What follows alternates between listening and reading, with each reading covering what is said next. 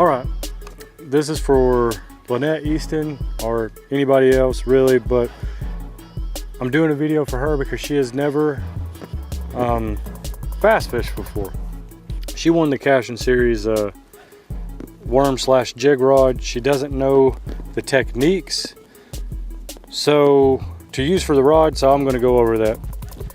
So worm/jig rod, jig, worm, technically it's a lizard, but it's spring, that's what we're going to go with, or a creature bait, bottom baits, either which way. The components you're going to need is either a jig and a trailer.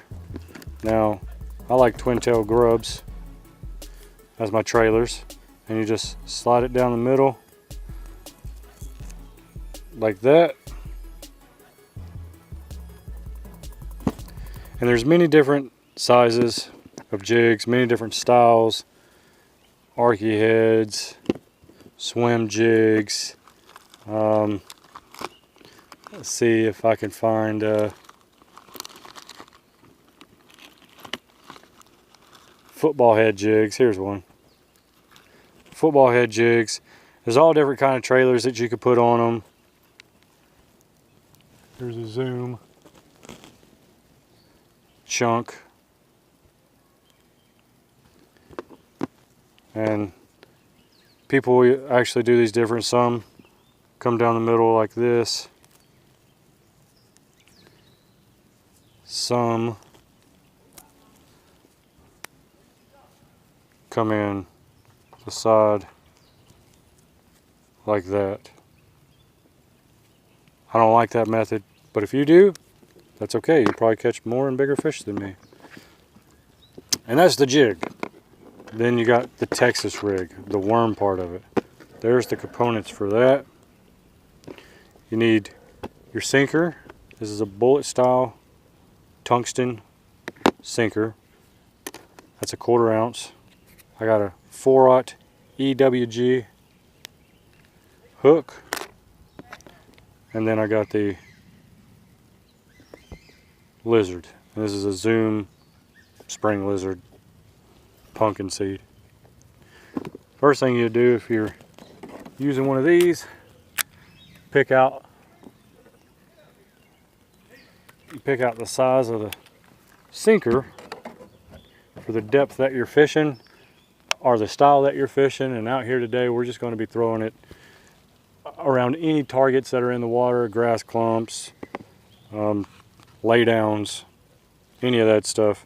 Then we're going to tie a really quick Palomar knot. You can double your line like so and try to go through the eye, but I don't do that. I do it with spinner baits and that's it. I go through hook point down, and it's just preference, I guess. Unless you're using a snail knot or something, I guess it doesn't really matter. But I go hook point down, go up through it, back out like I'm just going to pull it back out. And as I pull it, I'm going to put my finger to catch the loop. Right? Then I'm going to do an overhand knot, go through it.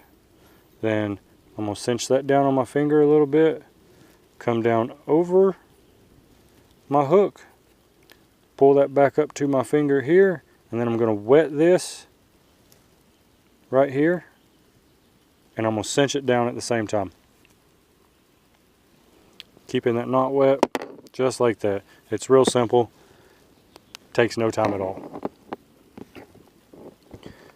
Then I'm going to take my spring lizard down, the bottom side down. I'm going to go into the bend of my hook, the first bend. Then I'm going to come out. I'm going to pull my lizard up to your next bend and then spin it around so that your hook will go back in it.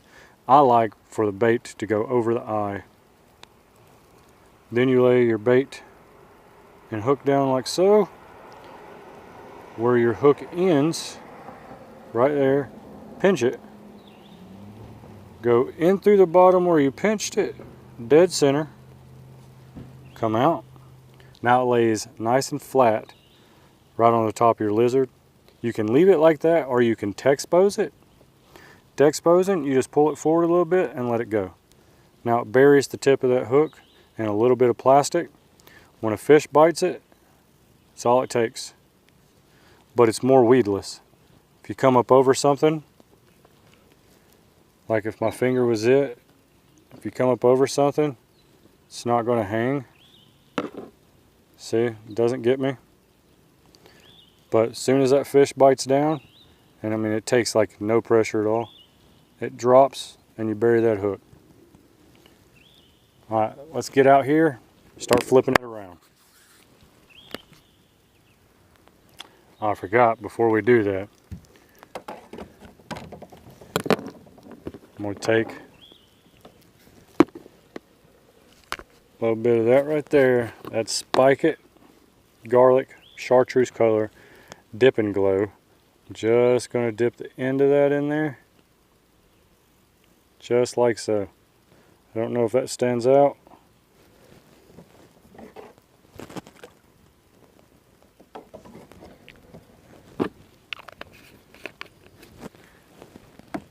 Now we're going to go throw this around brush piles, trees.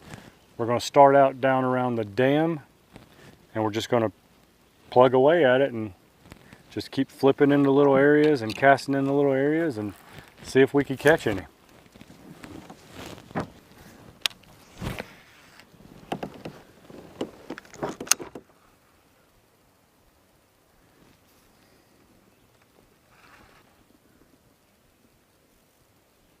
You want to keep your bait low when you're close combat fishing like this, even if you're sidearm. I use an underhand roll. Keeps my bait real close to the water. Less splash. You can get under a bunch of underhangs.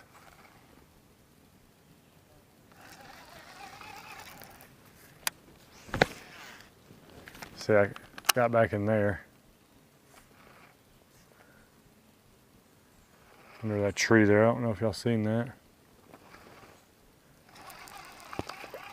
But it's just a little higher than skipping a bait. High speed, low trajectory. And then right at the end of it, you start thumbing your spool.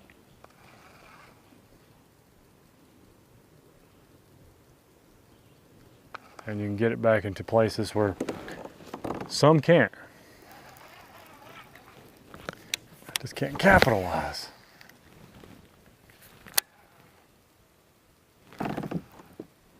There's a fish. See that line I was telling you? Going off to the side like that. Never felt him. Just line went off to the side.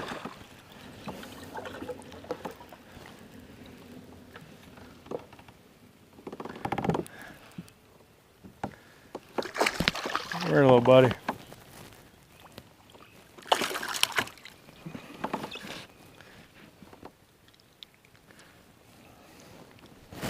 Think he wanted that spring lizard. Think he wanted it. Look at there.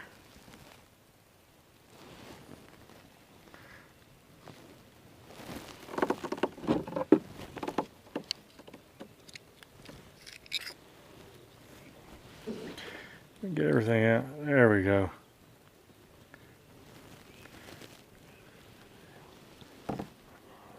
Appreciate the bite, appreciate the fight, little buddy. Well, he had that thing in there.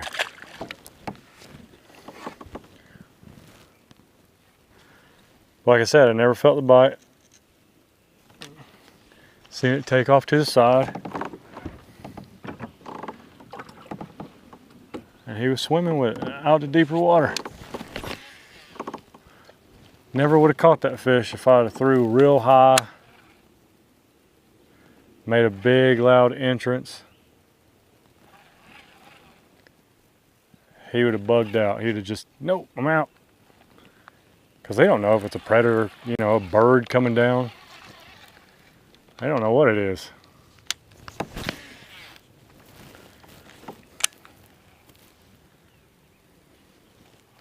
So if you enter the water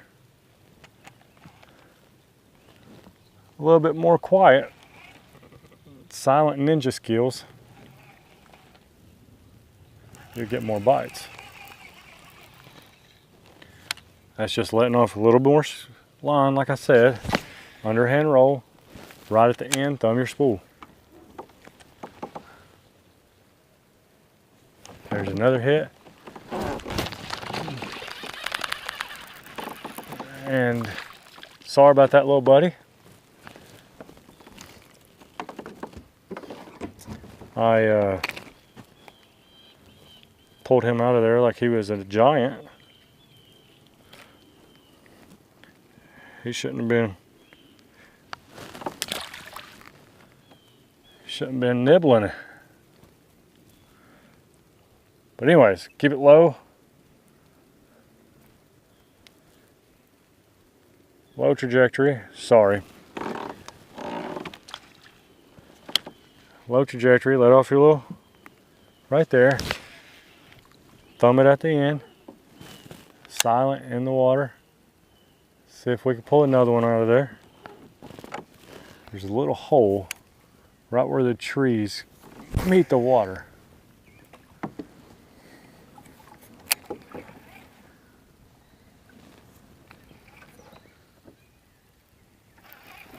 Sitting down, trying to get in there with a skip.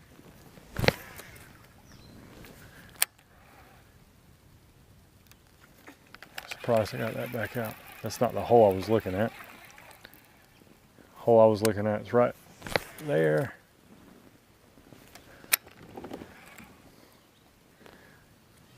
When you're skipping, I know I'm all over the place in this video trying to teach you how to just Texas rig fish, and now we're a skipping video. When you're skipping, let a little bit of your line out. Look at your target. Underhand roll. Right there is good.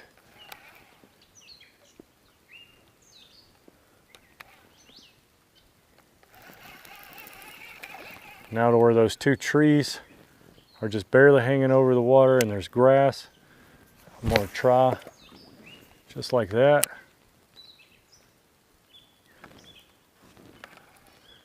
I went over a limb, but that's all right.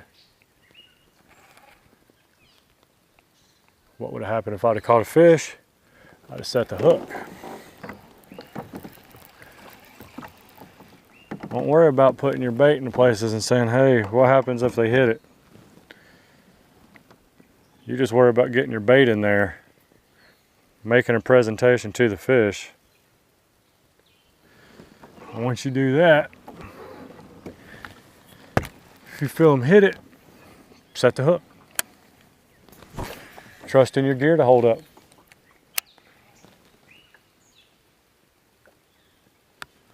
First, worry about catching the fish. Second, worry about how you're gonna get it out. I never look at a place and say, oh, if I peg one there, how do I get him out? None of that. I trust my gear to get him out. If I don't, it's time to switch gear.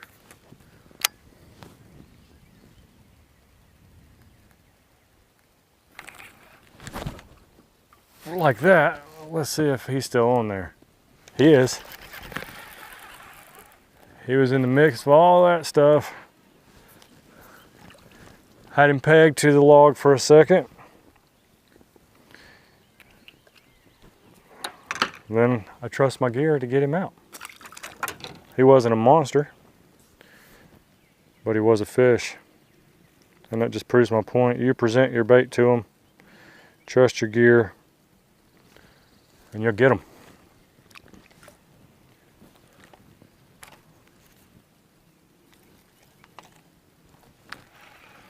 Holy crap on a cracker, guys. It just took me 45 minutes to load this effing beast kayak. Holy cow.